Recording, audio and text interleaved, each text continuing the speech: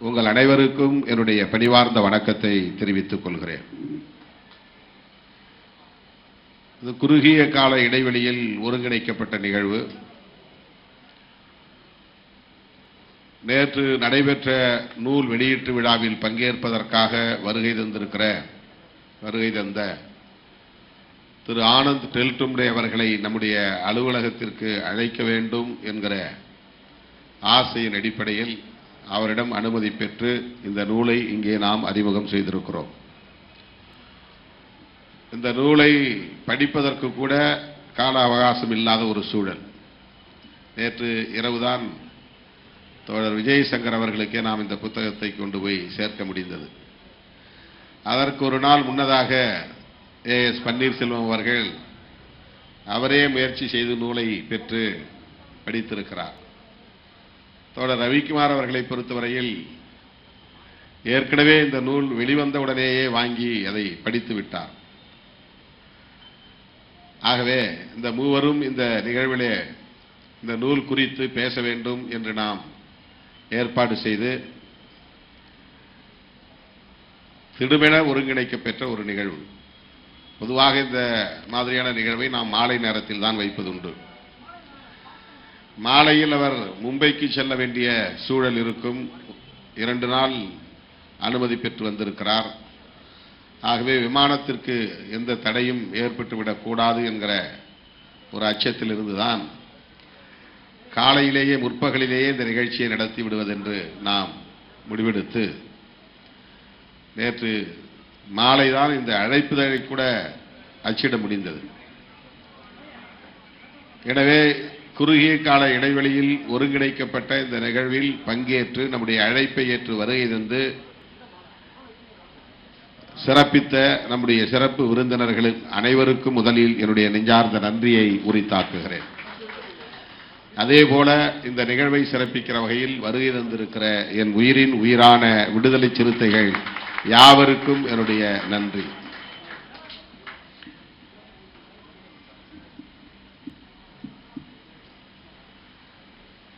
ஐக்கனோகிளாஸ்ட் என்கிற இந்த சொல்லுக்கு என்ன பொருள் என்பதை இங்கே எடுத்து சொன்னார்கள். ஐக்கன் என்றால் அது ஒரு அடையாளம், ஒரு பிம்பம். ஐக்கனோகிளாஸ்ட் என்றால் பிம்பத்தை உடைப்பவர் என்று பொருள். Breaker of image. புரட்சியாளர் அம்பேத்கர் அவர்கள் ஏற்கனவே இந்த சமூகத்தில் கட்டமைக்கப்பட்டுள்ள கலாச்சார தளத்தில் நிறுவப்பட்டுள்ள பிம்பங்களை உடைத்தவர், நொறுக்கியவர், சிதைத்தவர் என்று நாம் புரிந்து கொள்ள வேண்டும். அப்படி உடைத்தால்தான், சிதைத்தால்தான் புதிய கட்டுமானத்தை உருவாக்க முடியும். ஒரு பழைய வீடு, பாழடைந்த வீடு இருக்குன்னா அதை இடிச்சுட்டு தான் புதுசா வீடு கட்ட முடியும். அதை நம்ம ரெனோவேஷன்ங்கிற பேர்ல ரிப்பேர் பண்ணிட்டு போய் உட்கார்ந்தா என்னைக்காவது நம்ம தலையில விழுந்துரும். ஆகவே எப்படி ஒரு பழைய பாழும் கட்டிடத்தை இடித்து விட்டு புதிதாக ஒரு இல்லத்தை நமக்கு தேவைக்கு ஏற்றார் போல நம் விருப்பம் போல கட்டி எழுப்புகிறோமோ, அதை போல புரட்சியாளர் அம்பேத்கர் அவர்கள் ஆயிரக்கணக்கான ஆண்டுகளாக இந்த சமூகத்திலே நிறுவப்பட்டிருக்கிற பழைய பிற்போக்குவாத மூட நம்பிக்கைகள் மலிந்த, பாகுபாடுகள் நிறைந்த, கேடுகள் நிறைந்த கட்டமைப்பை, சோசியல் ஸ்ட்ரக்சர், சமூக கட்டமைப்பை நொறுக்கியவர் என்று பொருள். அதற்கு அவர் ஆயுதங்களை ஏந்த வேண்டும் என்று ஆயுத பயிற்சி எடுக்க போகவில்லை, தலைமறைவாகவில்லை, படை கட்டவில்லை. ஆனால் அதை நொறுக்க முடியும் என்கிற மேஜிக் அவரிடத்தில் இருந்தது, அந்த ஆற்றல் இருந்தது.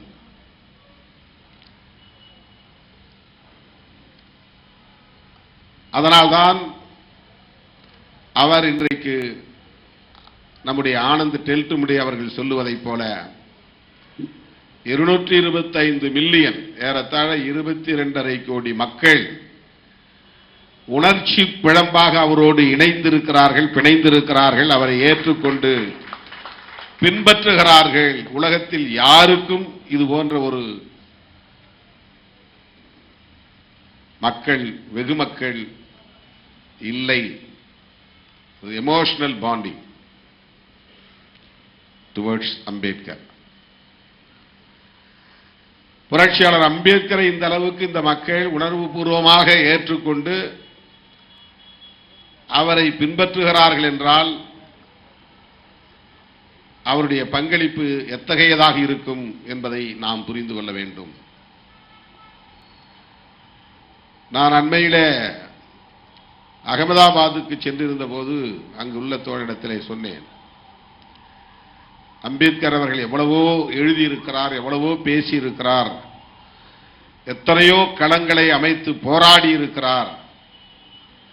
எல்லாவற்றையும் ஒதுக்கி வைத்துவிட்டு நாம் 2 பங்களிப்பை மட்டுமே நினைவில் கொண்டால் போதும். ஒன்று, அவருடைய படைப்பில் பிரதானமானது கான்ஸ்டிடியூஷன் ஆஃப் இந்தியா, இந்திய அரசமைப்பு சட்டம். இன்னொன்று புத்தா அண்ட் ஹிஸ் தம்மா. இந்த 2 படைப்புகள் அவருடைய பங்களிப்புகளிலேயே உச்சமானவை. அவருடைய அறிவாற்றலுக்கு சாட்சியங்களாக நிற்பவை. அவர் இந்த பழைய சமூக கட்டமைப்பை அடித்து நொறுக்குவதற்கு ஏந்திய ஆயுதங்கள். கான்ஸ்டிடியூஷன் ஆஃப் இந்தியா என்பது பொலிட்டிக்கலி, அரசியல் ரீதியாக ஒரு புதிய கட்டுமானத்துக்கு அடித்தளமாக இருக்கிறது. புத்தா அண்ட் ஹிஸ் தம்மா என்பது சோசியலி அண்ட் கல்ச்சுரலி, சமூக ரீதியாகவும் கலாச்சார ரீதியாகவும் புதிய கட்டுமானங்களுக்கான ஆதாரம், மூலாதாரம். ஆகவே புரட்சியாளர் அம்பேத்கர் அவர்களை நாம் எவ்வாறு புரிந்து கொள்வது, அவரை எவ்வாறு பின்பற்றுவது, இதை நான் பேசுவதால் என்னை அம்பேத்கருக்கு எதிரானவர்கள் என்று பலரும் சித்தரிக்கிறார்கள். அதை பற்றி நான் கவலைப்படவில்லை என்று ஆனந்த் டெல்டுமுடி அவர்கள் இங்கே பேசினார். அம்பேத்கருக்கு எதிராக அவர் பேசவில்லை. அம்பேத்கரை ஒரு வணிக பொருளாக பயன்படுத்தக்கூடாது, வழிபாட்டு பொருளாக பயன்படுத்தக்கூடாது. ஒரு கமாடிட்டி என்று ஆங்கிலத்திலே சொல்வார்கள், வணிக பொருள். ஒரு பொருளை விற்கிறது எப்படி, அதுக்கு எப்படி விளம்பரம் கொடுக்கிறது, அதுக்கு என்ன மாதிரியான ப்ரொஜெக்ஷன், அப்படி கொடுத்தா ஜனங்களை ஈர்த்து அதை உடனே வாங்கிடுவாங்க. அதை வைத்து வியாபாரம் செய்வது. இன்னொன்று, அவருடைய கருத்துக்களை பற்றி கவலைப்படாமல் அவர் எங்கள் தலைவர், எங்கள் சமூகத்தை சார்ந்தவர், எங்களை மீட்பர் என்று மட்டுமே அவரை கண்மூடித்தனமாக பின்பற்றுவது. வர்ஷிப்பிங் அண்ட் கமாடிஃபையிங், இந்த 2ம் கூடாது என்பதுதான் ஆனந்த் டெல்டுமுடி அவர்கள் இங்கே பேசிய கருத்து. அது கூடாது. இதை பேசுகிற போது இவர் அம்பேத்கருக்கு எதிராக பேசுகிறார் என்று பலர் விமர்சனங்களை வைக்கிறார்கள். ஆனால் நான் அதை பற்றி கவலைப்படவில்லை. என்னை முழுமையாக ஆக்கிரமித்திருப்பது அம்பேத்கரின் சிந்தனைகள் தான் என்பதை இங்கே ஆனந்த் டெல்டுமுடி அவர்கள் பதிவு செய்தார்.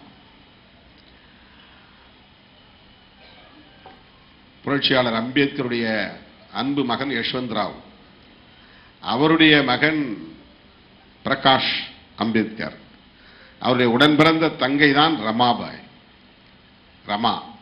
அவருடைய கணவர் ஆனந்த் டெல்டுமுடி, பேத்தியின் கணவர். அவர் இன்றைக்கு அவருடைய வாழ்க்கை வரலாற்றை குடும்ப உறுப்பினராக இருந்து கொண்டு, அவர் குடும்ப வரலாற்றை முழுமையாக புரிந்து கொண்டு, அந்த குடும்பத்தில் உள்ளவர்கள் கொடுத்த தரவுகளின் அடிப்படையில் ஆதாரபூர்வமாக இந்த நூலை எழுதியிருக்கிறார். அம்பேத்கர் அவர்கள் உயிரோடு இருந்த காலத்திலேயே 2 பேர் அம்பேத்கர் வாழ்க்கை வரலாற்றை எழுதி முடித்து விட்டார்கள். ஒன்று தனஞ்சய் கீர் ஆங்கிலத்திலே, இன்னொன்று மராத்தி எழுத்தாளர் கயர் மோடே மராத்தி எழுத்தாளர். அந்த மராத்தி மொழியிலேயே எழுதியிருக்கிறார் பல வால்யூம்ஸ், பல தொகுப்புகள். அம்பேத்கரை படித்து பார்த்திருக்க நூல் தான். ஆனாலும் கூட அவர்கள் இருவரும் எப்படிப்பட்டவர்கள் என்பதை இதில் எழுதுகிறார். தனஞ்சய் கீர் ஒரு சாவர்கர் சிந்தனையாளர். சாவர்கர் யாருன்னு உங்களுக்கு தெரியும், சாவர்கர் ரைட். அவர் எப்படி அம்பேத்கரை பார்ப்பார், எந்த கோணத்திலே அவரை அணுகுவார், அந்த தரவுகள் எப்படிப்பட்டதாக இருக்கும், அவருடைய ப்ரொஜெக்ஷன் எப்படி இருக்கும் என்பதை நாம் யூகித்துக் கொள்ளலாம்.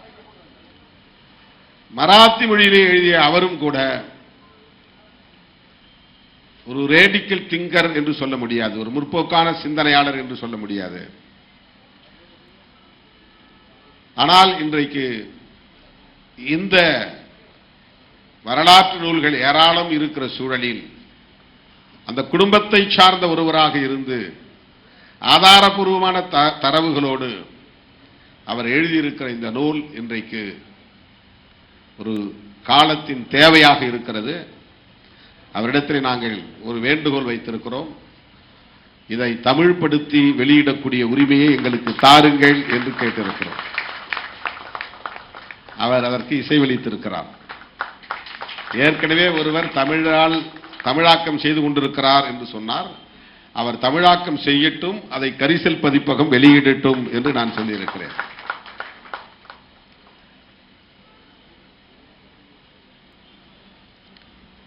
புரட்சியாளர் அம்பேத்கர் அவர்களை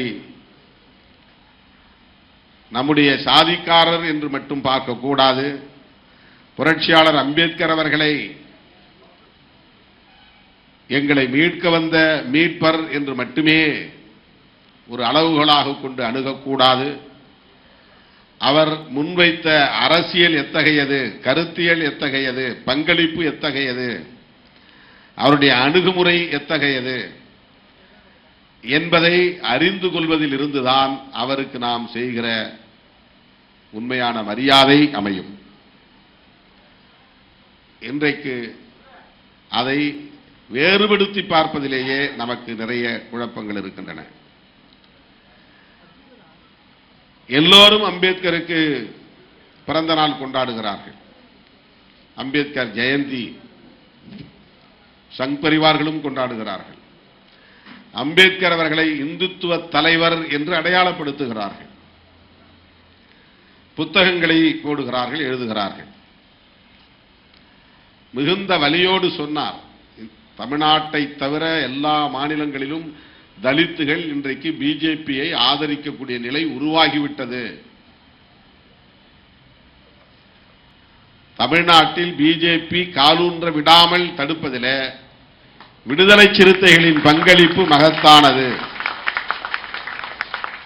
ஏன் என்றால் நமக்கு ஒரு கிளாரிட்டி இருக்கு, எது அம்பேத்கர் கருத்தியல் என்கிற புரிதல் நம்மிடத்திலே இருக்கிறது. அதைவிட ஒரு தற்காலிகமான வளர்ச்சிக்காக, தற்காலிகமான புகழுக்காக, தற்காலிகமான அதிகாரத்திற்காக நாம் அம்பேத்கரின் பாதையை விட்டு வழுவிவிட முடியாது, நழுவிவிட முடியாது. 4 எம்எல்ஏ போதாது, அது 10 மாறணும் அப்படின்னு சொல்றதுல என்ன பெரிய வளர்ச்சி இருக்கிறது? 4 10 விட்டால் மாற்றம் நிகழ்ந்து விடுமா? 2 எம்பிக்கள் போதாது, அது 5 எம்பிக்களாக வேண்டாமா? 2 2ஆக இருந்தாலும் அது 5ஆக மாறினாலும் ஒரே இம்பாக்ட் தான். ஒன்றும் பெருசா நீங்க சாதிச்சிட முடியாது. தனிநபர்கள் அதிகாரம் பெறுவது என்பதல்ல, பதவி பெறுவது என்பதல்ல, சமூக மாற்றத்தை ஏற்படுத்துவதற்கான தாக்கத்தை நாம் உருவாக்க வேண்டும். அதுதான் முக்கியமானது.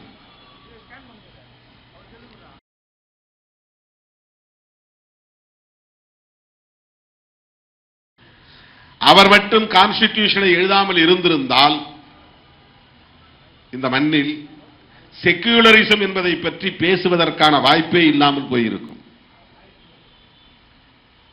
எழுதுகிற போதே இந்த தேசத்திற்கான அரச மதத்தை அவர்கள் முடிவு செய்திருப்பார்கள். எழுதுகிற போதே இந்த தேசம் ஒரு மதம் சார்ந்த தேசம் என்பதை உறுதிப்படுத்தி இருப்பார்கள். காலம் தந்த கொடையாக புரட்சியாளர் அம்பேத்கர் அந்த சூழலில் பிறந்திருக்கிறார். அவர் கொஞ்சம் முன்னால பிறந்திருந்து காலமாகி இருந்தால், அல்லது நம்மை போல பின்னால் பிறந்திருந்து அந்த வாய்ப்பை பெறாமல் இருந்திருந்தால், இந்த நாடு ஏற்கனவே சங் பரிவார்கள் விரும்பியதை போல கட்டமைக்கப்பட்டிருக்கும், உருமாற்றம் செய்யப்பட்டிருக்கும். இந்த நாட்டுக்கான அரசமைப்பு சட்டத்தை ஒரு சங்கி எழுதியிருக்கக்கூடிய வாய்ப்பு உருவாகி இருக்கும், ஒரு சாவர்கரைட் எழுதியிருக்கக்கூடிய வாய்ப்பு உருவாகி இருக்கும். ஆனால் புரட்சியாளர் அம்பேத்கர் அவர்கள் அந்த அளப்பரிய வாய்ப்பை பெற்றதன் வாயிலாக நமக்கு கிடைத்திருக்கிற மிகப்பெரிய ஆயுதம் கான்ஸ்டிடியூஷன் ஆஃப் இந்தியா.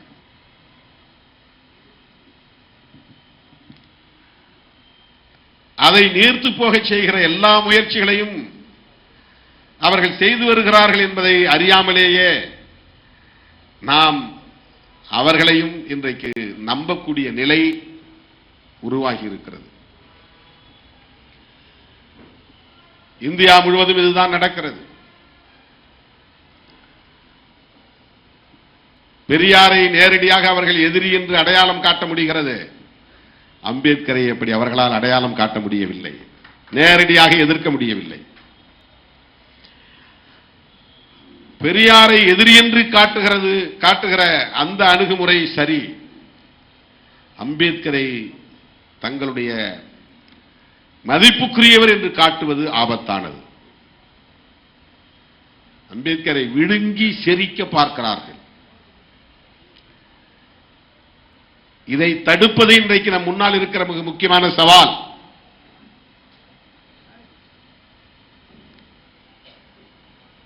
அம்பேத்கரை பற்றி இன்றைக்கு அதிகம் பேசுகிறவர்கள் வலதுசாரிகள். சொன்னார் பாருங்க, திரு ஆனந்த் டெல்டமுடி அவர்கள் சொன்னார், ஏன் பிஜேபிக்கு இந்த மக்கள் வாக்களிக்கிறார்கள், இந்த மக்களுடைய எமோஷனல் பாண்ட் என்னங்கிறத புரிஞ்சு வச்சிருக்கிறார். அவர் அந்த பல்ஸை பிடிச்சு வச்சிருக்கிறார், அந்த வீக்னஸை புரிஞ்சு வச்சிருக்கிறார். அவர் சொல்றார், அம்பேத்கரினுடைய கடவுள்ங்கிறார். யாரு? Modi. Baba Sahib is my God. பிரதமர் மோடி சொல்லுகிறார். இந்த மக்கள் அதை நம்பி ஏமாந்து போகிறார்கள். தோழர்களே, விடுதலை சிறுத்தைகளின் பணி தமிழ்நாட்டு எல்லையோடு முடிந்துவிடக் கூடாது. இந்தியா முழுவதும் விரவி பரவ வேண்டிய தேவை இருக்கிறது. எலெக்ஷன்ல மறந்துருக்க தேவையே இல்லை. எலெக்ஷன்ல கூட்டணியில் இருக்கணும், அதை ஜெயிக்கணும், இதை ஜெயிக்கணும், அதல்ல பிரச்சனை. அது நம்முடைய முக்கியமான அஜெண்டா கிடையாது. ஆனா அதுல ரொம்ப தெளிவா இருக்கணும். அந்த அஜெண்டா நமக்கு வேண்டாம், அது செகண்டரி தான் கூட நாம எலெக்ஷனை சந்திச்சாகணும், கூட்டணியில தொடர்ந்தாகணும் போது அதுலயும் நாம தெளிவா இருந்தாகணும். அதுக்கான ஒரு ஃபைட்டிங் தான் இப்ப நடந்துகிட்டு இருக்கு. அதுக்கான ஒரு சண்டை தான் இப்போ நடந்துகிட்டு இருக்கு. அவர்கள் நினைப்பதை போல நான் அவர்கள் விரும்புவதை செய்ய வேண்டும், அவர்கள் விரும்புவதை சொல்ல வேண்டும், அவர்கள் விரும்புவதை முடிவாக எடுக்க வேண்டும் என்று எதிர்பார்க்கிறார்கள். ஏன் என்ன முடிவு எடுக்கல, ஏன் என்ன கருத்து சொல்லல? உங்க எதிர்பார்ப்புகள் எல்லாம் எதிர்வினை ஆற்றுவதற்காகவா நாங்கள் இயக்கம் வைத்திருக்கிறோம்?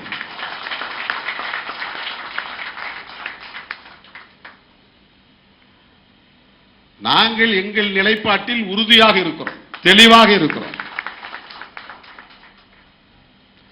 நாங்கள் தெளிவாக இருக்கிற போது, உறுதியாக இருக்கிற போது நாங்கள் பதற்றப்பட வேண்டிய தேவையே இல்லை. எதை எந்த நேரத்தில் எப்படி அணுக வேண்டும் என்பது எங்களுக்கு தெரியும். எங்களுக்கு எந்த பேராசையும் இல்லை. அங்கே போனால் அல்லலாமா, இங்கே போனால் வாரலாமா, இந்த வாய்ப்பை பயன்படுத்திக் கொள்ளலாமா, ஐயோ இந்த வாய்ப்பை விட்டால் என்னாவது, ஒரு தம்பி சொல்றாரு, இதுக்கு நீங்க டாக்டர் ராமதாஸை ஃபாலோ பண்ணணும்னு. எவ்வளவு சரியான ஒரு ஐடியா கொடுக்கிறார் பாருங்க, ஆலோசனை. நாங்கள் 100 விழுக்காடு புரட்சியாளர் அம்பேத்கரை பின்பற்றக்கூடியவர்கள். எங்களுக்கு அவர் கமாடிட்டி கிடையாது, எங்களுக்கு ஒரு ஐடியாலஜிக்கல் ஐக்கன், அவர் ஒரு கருத்தியல் அடையாளம். அரசியல் அதிகாரத்தை நோக்கி நகர வேண்டும் என்பது நம்முடைய நோக்கங்களுள் ஒன்று. அந்த அதிகாரம் எதற்கு பயன்பட வேண்டும் என்பது முக்கியமானது, யாருக்கு பயன்பட வேண்டும் என்பது முக்கியமானது, அந்த அதிகாரத்தின் மூலம் என்ன தாக்கத்தை ஏற்படுத்த முடியும் என்பது முக்கியமானது. அந்த தெளிவில்லாமல் நாங்கள் இந்த அரசியல் களத்தில் இல்லை.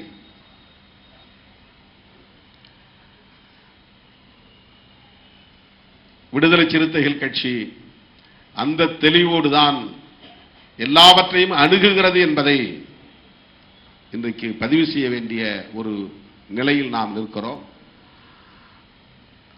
தடுமாறுகிறார் திருமா என்கிறார்கள், பின்வாங்குகிறார் திருமா என்கிறார்கள். இதை நீங்கள் ஏதோ நடக்கிறது என்பதை போல குழம்பிவிடக்கூடாது என்பதற்காக சொல்லுகிறேன். தடுமாறுகிறார் என்று சொல்லுகிறவர்களுக்காக நான் பதில் சொல்லவில்லை. அதனால் உங்களுக்கு எந்த தடுமாற்றமும் ஏற்பட்டு விடக்கூடாது என்பதற்காக சொல்லுகிறேன். அந்த நம்பிக்கையை எப்போதும் நீங்கள் கொண்டிருக்க வேண்டும். நம்மை சமூக ரீதியாக அவர்கள் குறைத்து மதிப்பிடலாம், நம்மை பொருளாதார ரீதியாக அவர்கள் குறைத்து மதிப்பிடலாம், இன்னும் சொல்ல போனால் நம்மை அரசியல் ரீதியாகவும் கூட குறைத்து மதிப்பிடலாம். ஆனால் நம்முடைய சுயமரியாதையை எவனும் குறைத்து மதிப்பிட முடியாது.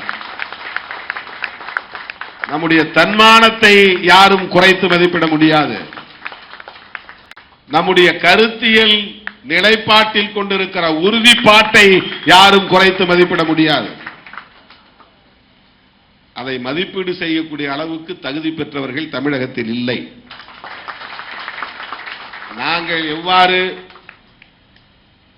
கருத்தியல் களத்தில் தெளிவோடு இருக்கிறோம், துணிவோடு இருக்கிறோம், உறுதியோடு இருக்கிறோம் என்பதை ஒவ்வொரு முறையும் உறுதிப்படுத்த வேண்டிய தேவையில்லை.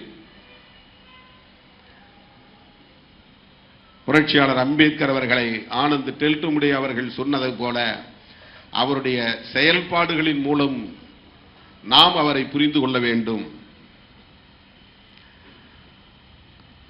அவர் எதிர்பார்த்த தாக்கத்தை சமூகத்தில் நாம் ஏற்படுத்த வேண்டும். சில பேர் என்ன சொல்றாங்கன்னா, அம்பேத்கர் பௌத்தம் பற்றி சொன்னாரு, இப்ப பௌத்தத்தை பற்றி விசிக என்ன நிலைப்பாடு? அதுக்குள்ளேயும் பெரிய டிராப் இருக்கு, நிறைய வலைகள் இருக்கு. அதுல எச்சரிக்கையா இருக்க வேண்டும் என்பதற்காக சொல்லுகிறேன். இன்னைக்கு உலகம் முழுவதும் பேசப்படுகிற பௌத்தம் ஆதி பௌத்தம் அல்ல, அம்பேத்கர் பௌத்தமும் அல்ல.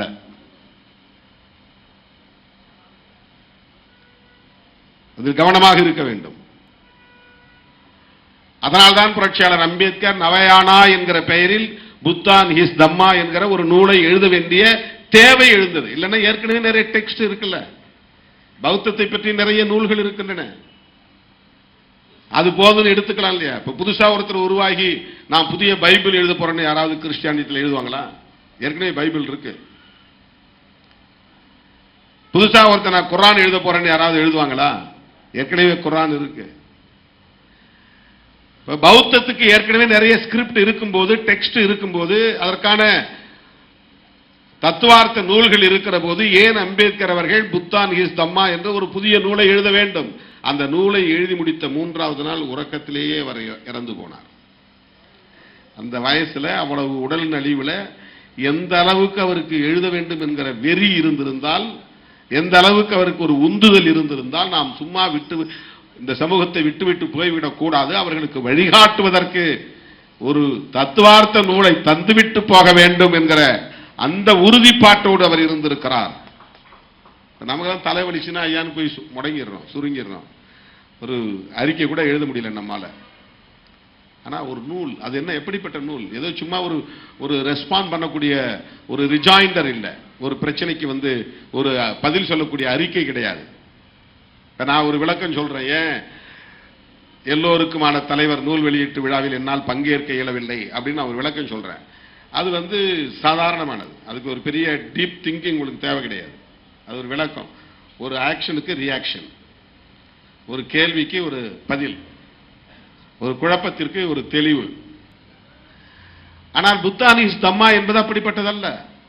ஒரு பிரச்சனைக்கு சொல்லக்கூடிய பதில் அல்ல, எதிர்வினை அல்ல. அது காலம் காலத்திற்கும் இந்த மக்களுக்கு வழிகாட்டக்கூடிய ஒரு புனித நூலாக அது அமைய வேண்டும் என்கிற பொறுப்புணர்வோடு எழுதப்பட்ட ஒரு நூல்.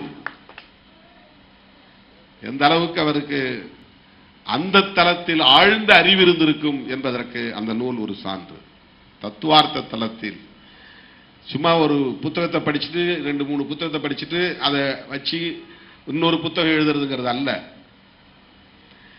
காலம் காலமாக இந்த சமூகத்தில் நீடித்து நிலைத்திருக்கக்கூடிய பல்வேறு வகையான ஸ்கூல் ஆஃப் தாட்ஸ், சிந்தனை பள்ளிகள், இந்துத்துவம் என்ன சொல்லுகிறது, கிறிஸ்தவம் என்ன சொல்லுகிறது, பௌத்தம் ஆதி பௌத்தம் என்ன சொல்லுகிறது, இஸ்லாம் என்ன சொல்லுகிறது, இந்த மக்கள் ஏற்கனவே இருக்கக்கூடிய பூர்வீக குடி பழங்குடி மக்களின் கலாச்சாரம் என்ன, வாழ்வியல் தத்துவங்கள் என்ன, அவர்கள் பின்பற்றக்கூடிய சடங்கு சம்பிரதாயங்கள் என்ன, அவையெல்லாம் எந்த பின்னணியில் உருவாயின, அப்படி உருவான எத்தனையோ சடங்குகள் காணாமல் போயின, இன்றைக்கு நீடிக்கிற சடங்குகள் என்ன என்ன, எவை எவை, இவை பற்றிய ஆழ்ந்த அறிவு இல்லாமல் அப்படி ஒரு நூலை எழுத முடியாது.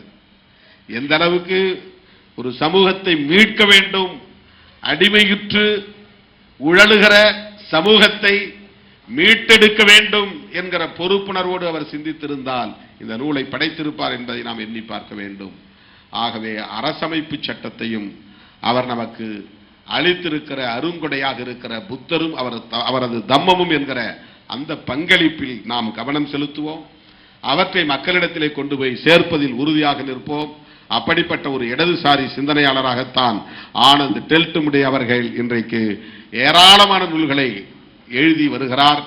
அதிலே அவருடைய பங்களிப்பு, ஆனந்த் டெல்டும்டே அவருடைய பங்களிப்பிலே இந்த பங்களிப்பு top most contribution of Anand Teltumbde regarding Baba Saheb Ambedkar's ideology. A left oriented writer, Sri Anand Teltumde. He doesn't bother about the ruling oppression. ஆளுங்கட்சியினுடைய அடக்குமுறைகளுக்கு அவர் அஞ்சக்கூடியவர் அல்ல. அவர் சிறைப்படுத்தப்பட்ட உடனே நான் மும்பைக்கு போயவருடைய அருமை துணைவியாரை சந்தித்து ஆறுதல் சொன்னேன். அவரை மீட்பதற்கு விடுவிப்பதற்கு பல முயற்சிகளை மேற்கொண்டேன். அது நிறைவேறவில்லை. ஆனாலும் அவர் நிரபராதி என்று உறுதிப்படுத்தப்பட்டு இன்றைக்கு அவர் விடுதலை பெற்று வந்திருப்பது மிகப்பெரிய ஆறுதலையும் மகிழ்ச்சியையும் தருகிறது. விடுதலை சிறுத்தைகள் என்றென்றைக்கும் திரு ஆனந்த் டெல்டும்டே அவர்கள் எடுக்கக்கூடிய அனைத்து முயற்சிகளுக்கும் உற்ற துணையாக இருப்போம் என்பதை சொல்லி I would like to appreciate Sri Anand Teltumde for his great contribution on Dr. Ambedkar ideology. லட்சக்கணக்கான விடுதலை சிறுத்தைகளின் சார்பிலே அவருக்கு என்னுடைய வாழ்த்துக்களையும் பாராட்டுகளையும் நன்றியையும் தெரிவித்து நிறைவு செய்கிறேன். நன்றி, வணக்கம். ஜெய் பீம், ஜெய் பீம், ஜெய் பீம்.